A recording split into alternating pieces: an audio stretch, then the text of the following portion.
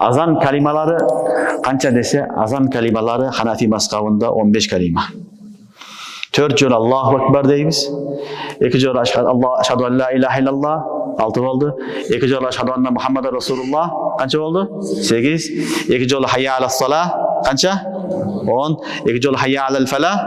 12. Keyin 2 jolu Allahu Ekber. 14. La ilahe illallah. 15. Buna usul 15 kalima Hanefi mazhabında usul.